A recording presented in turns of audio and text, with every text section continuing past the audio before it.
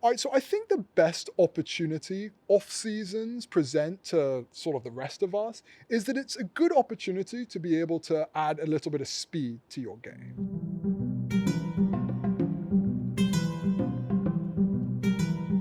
It's kind of a shocking statistic, but one of the closest correlated stats to success in golf is actually clubhead speed. Yep.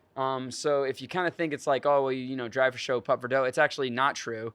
And power does help. Yeah, And it's and the truth. the stat that often makes the rounds is that for every 10 yards of distance, you save one stroke on your score, right? So like if I average 260 yards off the tee and I average score of 76, then like let's say I was to gain 10 yards, so then I average 270 yards, then suddenly just doing that would bring my average score down to 75. Every 10 yards. So if you outdrive someone by 10 yards, the strokes gained is 1/10 of a shot, Yeah. right? So if a guy outdrives someone by 50 yards, he has literally gained a half a shot on him, like right then. Yeah.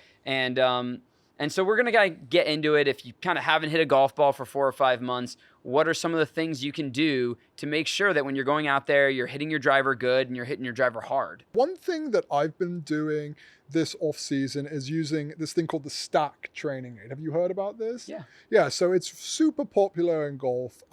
This guy, Dr. Sasha McKenzie, he's like this really well-regarded biomechanist. He developed this training aid with this guy at Ping called Marty Jensen, excuse me. And the way it works is that it's an app, right? And it's a sort of a club, and it has varying weights that you can adjust, and it's an app, and it will tell you like, okay, now swing this training aid at 200 grams, now swing it at 100 grams, now swing it at 150. And so it's kind of constantly shifting the weight around, and it's making you do swings with each of these weights. Right. And that's really important when it comes to like gaining speed, to swing with varying weights. Oh yeah, and in the end, safely, because if you start feeling pain, I'm going to start giving a few suggestions on how to kind of like wake up your body and getting everything moving. But if you start feeling pain in your hips, if you start feeling pain in your lower back, you probably need to go to either a physical therapist. You need to start doing some stability drills for your lumbar spine, to make sure, because you can get injured doing some of the things that we're saying. I mean, you can get injured just playing golf. So yes, you want to learn to swing hard, and I'm going to talk about your neuromuscular system and like waking it up. But if you start feeling pain, you need to tend to that so that your body is capable of actually swinging hard. Yeah, like don't go trying to swing through pain and telling you Golf Digest told you to swing through pain. Right. You should absolutely not swing through pain if you're feeling pain. Yeah, and there's ways to fix it. Yeah, and there's ways to fix it. But what I would say is that don't be so, like, everybody can do speed training to their own level, Absolutely. right? And they should. Like, it would be good for them is as long as you're not in pain, like whether you're a 90 shooter, whether you're an 80 shooter, whatever. Like you're never not good enough to just try to add a bit of swing speed to your game, and often it can help. This advice is actually going to be almost a little bit of an exercise, because what you're dealing with is there's your muscles, and then there's kind of your neuromuscular system, how hard your muscles fire, right? The average golf swing is what, 1.3 seconds? Yes. Okay, so you're training your body to fire as hard as it can in 1.3 seconds. You have to remember your backswing is almost longer than your downswing, and your backswing is almost more of like a recoil. Like the downswing is the hard fire part, and so it's even shorter than that. So you're teaching your body to fire like immediately. And in order to do that, you need to push it to the limit when it comes to this. So going ahead and just running 4 miles and thinking or getting on the Peloton thinking that you're going to increase your swing speed, you're not. Yeah. Straight muscular strength helps, like, how much can you bench? How much can you squat?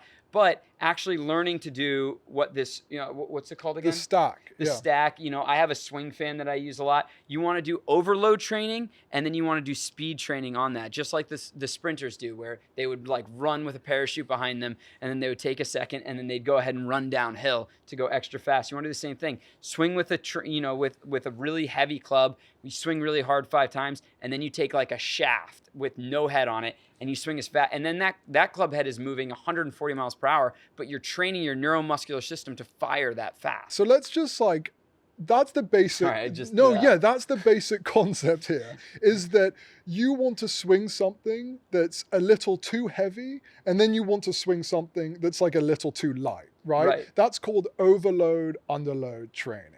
So it's like it teaches you to build strength, the swinging the really heavy thing, and then the underload is it teaches you to be explosive because you're swinging something really light. Right. And so that's the basic concept. That's what the stack makes you do. And there's all sorts of ways you can do it. Like you were saying, you could swing a swing fan and then you could swing a shaft. You Right. know, there's lots of ways, but that is the basic concept. Anything that gives you resistance and then will give you the opposite of resistance, will help you accelerate faster. You want to hit that in both sides.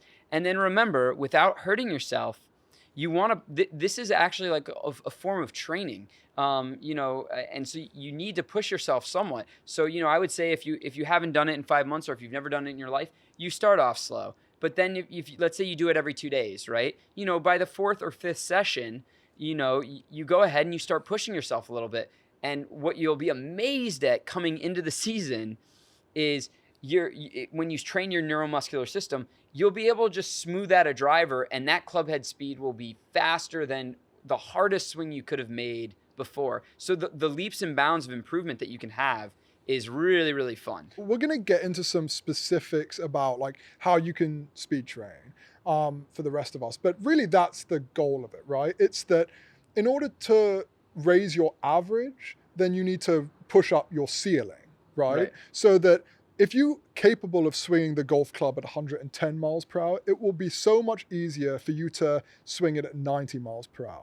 That's like the goal is that the higher your ceiling, the higher your average, and it will take like less effort to do your average. It was so interesting that one year when Bryson did all of that speed training, and then amazingly enough, he was hitting it like 2% straighter than he was hitting it before. And I remember we were talking about it and we're like, how's that possible?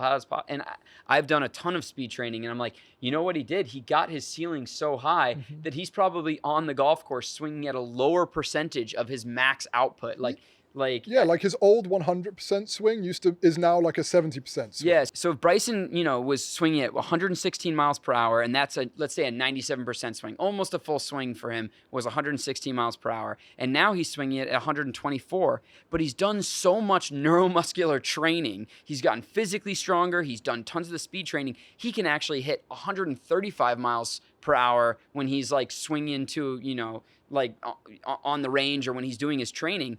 That 124 mile per hour swing is actually a lower percentage. Now it's 95% of what his max output is. So it kind of makes sense that he would hit it straighter because in a weird way, that 124 mile per hour swing is more within himself. Yeah. I mean, really, it's like, interesting. Yeah, really, it's like a car, right? Like if two cars can drive at 50 miles per hour, but one of those cars is only capable of 50 miles per hour and the other car is capable of 150 miles per hour, the car that's capable of going faster will be able to cruise at 50 miles per hour easier, right? Than the car that's absolutely maxing out all its revs trying to get there. So that's the kind of the basic positive. And it really works that way. I got my ball speed up to about 186. I'm not a very big guy. And I wasn't getting the ball moving 186 on the golf course, but it was moving 177 and it was very, very smooth and easy. Whereas before it would be a full-on hit for me to get it to 177, but now it was just smoothing and you actually get straighter. So don't think that this sort of training is going to make you hit the ball all over the place. It may do the opposite. It may actually help you hit the ball straighter because your driver swing will be more within yourself because you've increased the max output that your neuromuscular system can do. So then when we talk about specifics about how to actually do it, you can go buy a speed training system like Super Speed or the Stack that will sort of do it for you automatically. I mean, one method that some pros will tell you is like just reserve 10 or 20 golf balls at the end of each range session and just swing all out with a driver. Like that can do some good work for you. Absolutely. I mean, in the end of the day, it's working your body, it's working your muscular system. So just exerting is important. These are almost like tricks or like hacks on how to push it forward. But you can definitely go ahead and say, okay, I've kind of hit some balls. I'm going to hit 20 drivers as hard as I can.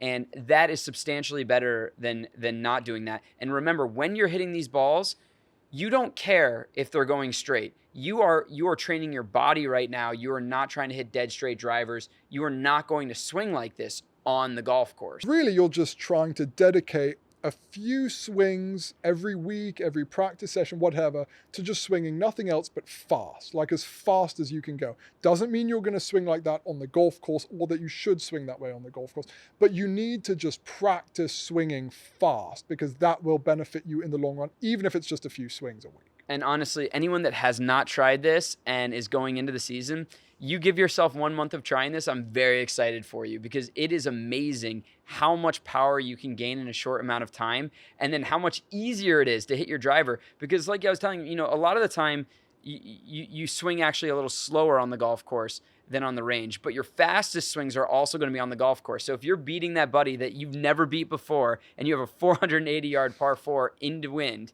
you are about to hit that driver very, very hard. And if you've practiced it and you've trained that on the range regularly, you are going to be ready to actually execute that shot. Whereas, if you have not practiced that, this is going to be a Hail Mary of a swing. And it's likely to go very badly. So I'm, excited for anyone that hasn't done this sort of training to kind of do it going into the season because it's a big impact. Yeah, you're going to see the benefits almost immediately.